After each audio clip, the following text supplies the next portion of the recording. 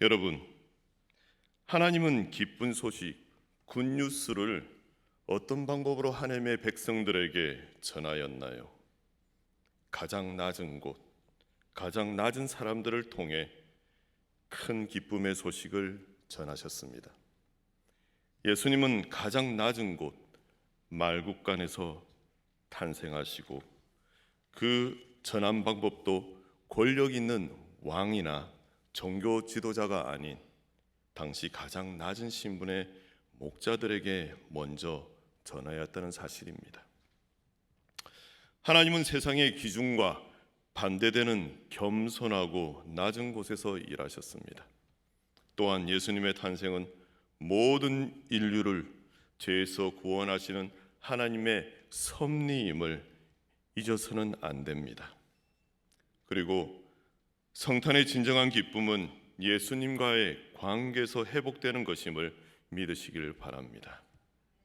예수님의 탄생은 하나님의 크신 사랑이 가장 낮은 곳으로 임한 사건입니다. 예수님은 사람의 몸을 통하여서 사람의 모습으로 이 세상에 오셨습니다. 그럼 하나님께서 예수님을 어떤 방법으로 기쁜 소식, 굿뉴스를 전하였나요? 그 첫째는 가장 낮은 곳입니다. 본문 1절 말씀입니다. 그때에 가이사 아구스도가 영을 내려 천하로 다 호적하라 하였으니, 이게 그때란 앞절인 1장 80절의 말씀과 같이 예수님이 자라며 심령이 강하여졌을 때인 것입니다. 가이사 아구스도의 인구조사의 명령으로 인하여 요셉과 마리아는 베들레헴으로 호적하기 위해서 올라갑니다. 여기서 가이사는 시저라고 부르는데요, 황제라는 뜻입니다. 원래 이 사람의 이름은 옥타비아누스입니다. 줄리어스 황제의 조카였는데 양자가 되면서 황제의 자리에 오르게 된 것입니다. 그는 황제가 되면서 원로 중심의 원로원과 집정관 그리고 평민회를 장악하면서 자신의 권위를 높이기 위해서 자신의 이름을 아구스도로 바꿉니다. 아구스도는 신의 아들이라는 뜻을 가진 말로서 신에 의해서 계시된 어떤 존재다라는 뜻입니다. 그리하여 황제 아구스도 그때부터 황제 숭배 사상이 발전하게 됩니다. 예수님이 이 땅에 오시기 전에 황제 아구스도는 자신이 신의 아들이라며 황제 숭배 사상을 발전시키게 됩니다. 그런데 실제 하나님의 아들은 누구이십니까? 네, 그렇습니다. 예수 그리스도인데 말입니다. 본문 3절에 보면 모든 사람들이 호적하러 각자 고향으로 돌아갔다고 합니다. 요셉과 다윗의 집안, 그 족속임으로 갈릴리 나사렛 동네에서 유대를 향하여 베들레헴이라 하는 다윗의 동네로 그의 약혼자 마리아와 함께 호적을 하기 위해 올라갔습니다. 이것은 요셉이 다윗의 후손임을 분명히 명시하고 있는 것입니다. 본절에서 다윗의 집 혹은 다윗의 동네라고 하는 말이 거듭 언급되는 것은 누가복음의 저자인 누가가 예수님께서 육신으로 다윗의 후손임을 강조함과 아울러 다윗 왕가의 후손이자 만왕의 왕으로 오실 예수님께서 초라한 시골의 가정에서 태어남을 부각시키는 의도를 내포합니다. 베들레헴에 많은 사람들이 거기로 등록하러 왔기에 빈 방이 없었습니다. 그래서 아기 예수님은 베들레헴 마구간에서 태어나신 것입니다. 황제 아구스도는 세상을 힘과 권력으로 평화를 이루려 하였지만 예수님은 전혀 다른 방식으로 이 땅에 오셨습니다. 로마 황제 가이사 아구스도는 호적명을 내려 천하를 통제하고 자신의 평화 팍스 로마노를 구축하려 했으나 진정한 평화의 왕은 마국간 구유의 가장 낮은 모습으로 탄생하실 예수 그리스도인 것입니다. 6절 말씀에 그 약혼한 마리아와 함께 호적하러 올라가니 마리아가 이미 잉태하였더라 하였습니다. 그런데 예수님께서 베들레헴에서 탄생하신 것은 우연한 일이 아니었습니다. 그것은 이미 미가 5장 2절에 예언된 것입니다. 참으로 놀라운 예언입니다. 미가 5장 2절에 베들레헴 에브라다야 너는 유다 족속 중에 작을지라도 이스라엘을 다스릴 자가 내게로 나올 것이라. 그의 근본은 상고의 영혼에 있느니라. 아멘. 미가는 베들레헴에서 한 통치자가 나실 것을 예언한 것입니다. 만왕의 왕이신 예수님께서는 화려한 왕궁이 아닌 짐승이 먹이로 먹는 모기통인 구유에 뉘어지신 것입니다. 이는 하나님께서 교만한 인간들의 힘을 꺾으시고 가장 낮고 천한 곳에 임재하시는 겸손의 방법을 보여주시는 것입니다. 세상에는 그분을 위한 방조차 없었습니다. 빈방 있습니까? 라는 연극 작품이 있습니다. 미국에서 있었던 실화라고 합니다. 그것은 한국인 최종률 씨가 대본을 쓰고 극으로 만들었는데 1980년대부터 지금까지 사랑을 받고 있는 성극입니다. 여러분도 잘 아시는 성극일 것입니다. 내용은 이렇습니다. 약간 지적 능력이 낮은 덕구라는 아이에게 여관주인 역을 맡겼습니다. 대사는 빈방 없어요. 이 한마디의 대사였습니다. 지적 능력이 낮은 덕구에게 지도 선생님은 그에게 성취감과 자신감을 선물해 주고 싶어서 이 역할을 하게 한 것입니다. 연극이 시작되고 만삭인 마리아와 요셉이 출산을 위해 여관을 찾습니다. 마리아와 요셉이 여관에 와서 실례합니다. 방이 있나요? 하였습니다. 이제 덕구의 대사가 있을 차례입니다. 빈방 없어요. 한마디면 되는데 덕구가 대사를 못하고 우물쭈물하고 있습니다. 모두는 혹시나 덕구가 대사를 못하여 연극을 망칠까봐 조마조마하고 있었습니다. 그때 덕구는 어렵게 빈방 없어요 라고 말합니다. 다행이었습니다. 그러자 요셉과 마리아는 대본대로 뒤돌아 가려고 합니다. 그런데 덕구는 더 혼란스러운 표정을 짓다가 갑자기 돌아가는 만삭인 마리아와 요셉을 붙잡으면서 우리 집엔 빈방이 많아요. 정말이에요. 라는 것이었습니다. 대본에는 없는 내용이었습니다. 연극은 망쳤고 아이들은 덕구를 원망했습니다. 그런데 객석에서 훌쩍훌쩍거리는 울음소리가 들리기 시작하였습니다. 연극을 지켜보던 꼬마 아이들이 여기저기서 우리 집에도 빈방 있어요 외치는 것이었습니다. 덕구의 순박한 마음은 닫혀있던 아이들의 마음을 열게 했고 감춰져 있던 빈방을 끄집어내게 한 것입니다. 여러분, 오늘 우리에게는 빈방이 있는가요? 우리의 마음에는 예수님의 탄생을 함께 기뻐할 빈방이 있는가요? 그 빈방은 무엇을 위한 방인가요? 사랑이 있어야 하는데 미움과 불신과 갈등에 빼앗기고 나눔이 있어야 하는데 욕심과 탐욕과 이기심에 잃어버렸으며 또 그 빈방에는 평화가 있어야 하는데 분열과 전쟁과 폭력에 감춰져 있는 것은 아닐까요? 우리 주님 예수 그리스도를 모실 빈방이 여러분에게 있나요? 7절 말씀입니다. 첫 아들을 낳아 강포로 싸서 구유에 뉘었으니 이는 여관에 있을 곳이 없음이더라. 예수님은 낮고 천한 곳으로 겸손하게 오셨습니다. 이것은 예수님의 어떤 모습을 보여주고 있습니까? 탄생하실 때에 예수님의 고난 당하심과 예수님의 겸손하심을 보여주는 것입니다. 예수님은 왜 이런 방법으로 오셨을까요? 그것은 온갖 죄와 허물이 가득하여서 낮고 천한 인간들을 구원하시기 위한 것입니다. 원래 예수님은 어떤 분이십니까?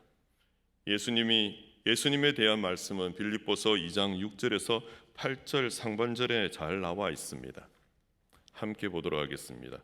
그는 근본 하나님의 본체시나 하나님과 동등됨을 취할 것으로 여기지 아니하시고 오히려 자기를 비워 종의 형체를 가지사 사람들과 같이 되셨고 사람의 모양으로 나타나사 자기를 낮추시고. 네, 그렇습니다. 원래 예수님은 하나님과 동등하신 분이십니다. 즉 예수님은 하나님이십니다. 예수님은 온 우주 만물을 창조하신 삼위일체 하나님 중에 한 분이십니다. 예수님은 영원하시고 전지전능하신 하나님이십니다. 우리는 예수님의 고난당하심과 겸손하심을 통하여 은혜로 구주 예수님을 믿고 구원을 받은 것입니다. 그래서 찬송가 305장 작사자 존 뉴턴은 이렇게 찬양하고 있습니다. 나 같은 죄인 살리신 주의 놀라와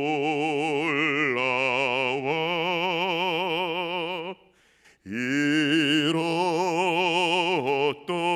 생명 찾았고 광명을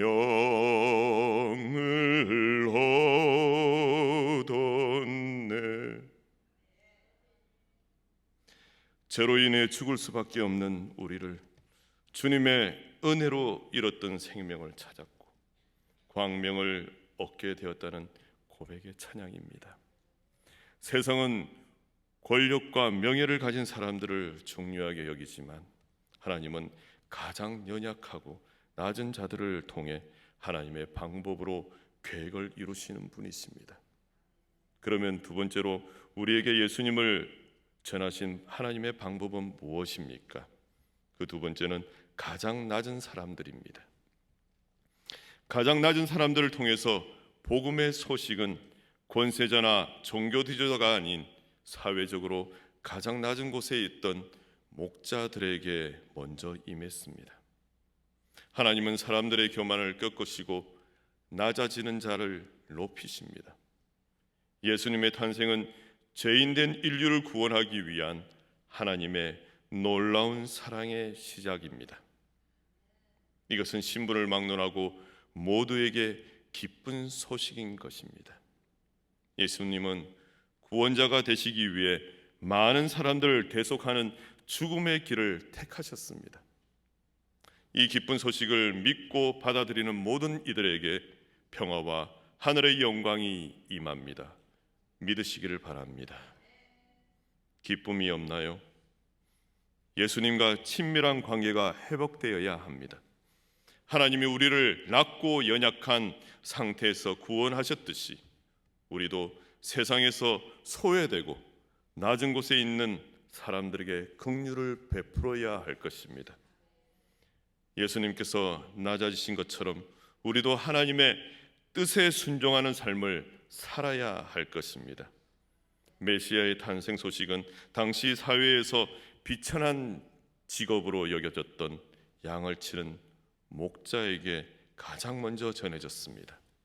이는 하나님의 구원이 권력가나 종교 지도자에게 국한 것이 아니라 소외되고 가난한 자들을 포함한 온 백성들에게 미칠 큰 기쁨의 좋은 소식임을 강조합니다. 그런 소외되고 가난한 자들인 목자들이 밤에 밖에서 자신의 양들을 지키고 있을 때 주의 사자가 그의 곁에 나타났는데 그의 광채가 너무 환하여 그들은 크게 무서워했습니다. 목자들 눈앞에 펼쳐진 상황은 정말 기가 막힌 상황이었을 것입니다. 만약 우리가 그 상황에 있었다면 어떠했을까요? 놀라 기절하지 않았겠습니까? 그때의 목자들의 삶은 과연 어떠했을까요? 한번 상상해 봅시다.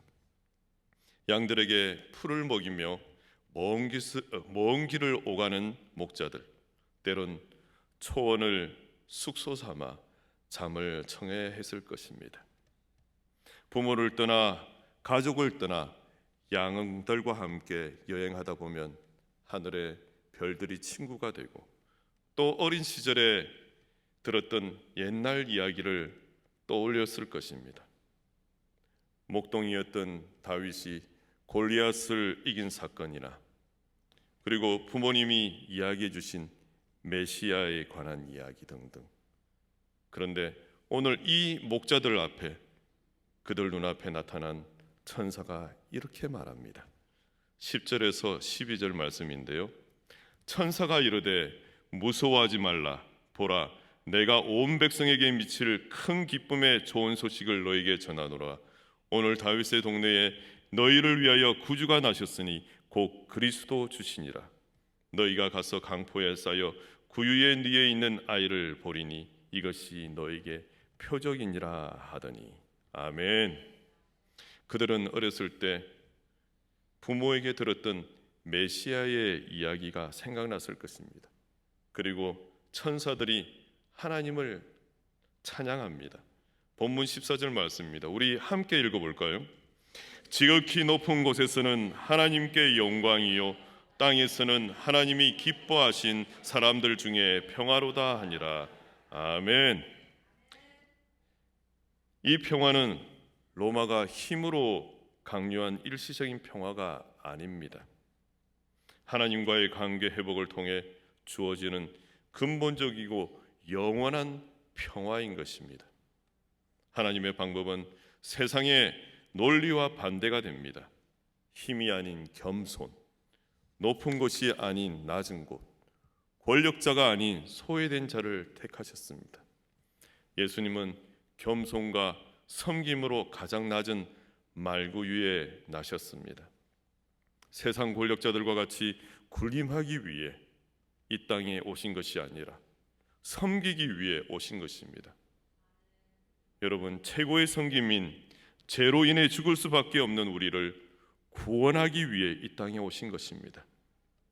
가장 낮은 이들에게 기쁜 소식, 굿뉴스를 전한 것은 높은 자들, 황제나 총리들, 궁궐에 있는 자들에게 전하였다면 분명히 자신들의 권력을 위해서 숨기고 이용만 하려고 하였을 것입니다. 그러나 가장 낮은 목자들에게 전한 것은 그들과 같은, 우리와 같은 연약한 이들에게 빨리 복음을 전하기 위한 것이었을 거라고 믿습니다. 우리도 예수님처럼 낮아지고 겸손한 마음으로 이 구원의 기쁜 소식을 받아들이고 아직도 이 기쁜 소식을 모르는 자들에게 기쁜 소식, 굿뉴스를 전하야 할 것입니다. 세상이 줄 수 없는 참된 평화를 누리며 전하는 삶을 살아야 할 것입니다. 저는 이 말씀을 준비하면서 찬송가 125장 천사들의 노래가 찬양이 떠올랐습니다.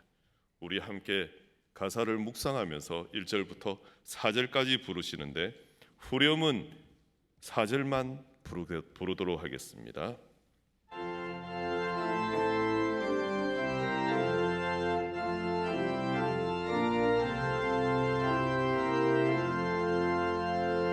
천사들의 노래가 하늘에서 들리니 산과 들이 기뻐서 메아리 쳐 울린다.